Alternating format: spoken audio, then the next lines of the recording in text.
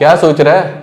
इतने प्रॉब्लम चल रहे दुनिया में। हाँ तो इंडिया बैंकरप्ट हो गया तो सच सुनेगा तो शॉक हो जाएगा। वैसे ये बैंकरप्सी कॉन्सेप्ट स्टार्ट कैसे हुआ? एंशिएंट इटली, जब लोग लोन नहीं चुका पाते थे, उनकी बेंच तोड़ दी जाती थी। बैंक रोटा मतलब ब्रोकन बेंच, वहीं से बैंकरप्ट बना। वैसे कंट्रीज जिनका बजट इतना होता है वो बैंकरप्ट कैसे हो जाती है? तू किसी से पैसे लेता है और वापस नहीं कर पाता तो तू बैंकरप्ट। अरे अब सेम चीज कंट्री लेवल पे सोच। देश लोन लेता है रोड्स, डिफेंस, इंपोर्ट, सब्सिडीज के लिए, क्योंकि हर देश अमेरिका नहीं होता ना। जब इसका कैलकुलेशन गलत हो जाता है तब, जैसे अर्निंग्स कम हो जाती है और लोन अमाउंट ज्यादा। इंडिया के साथ कभी ऐसा हुआ है? ऑलमोस्ट 1991 में इंडिया के पास 2-3 हफ्ते का एक कैश रिजर्व बचा था। सिचुएशन इतनी सीरियस थी कि इंडिया को अपना गोल्ड गिरवी रखना पड़ा।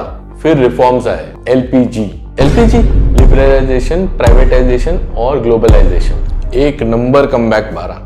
और कोई कंट्री है लाइन में? श्रीलंका ऑलरेडी बैंकरप्ट हो चुका है, पाकिस्तान लोन पे चल रहा है, अर्जेंटीना बार बार डिफॉल्ट कर रहा है, और भी कुछ कंट्रीज है लाइन में। मतलब किसी कंट्री का कमबैक ही नहीं हो रहा है।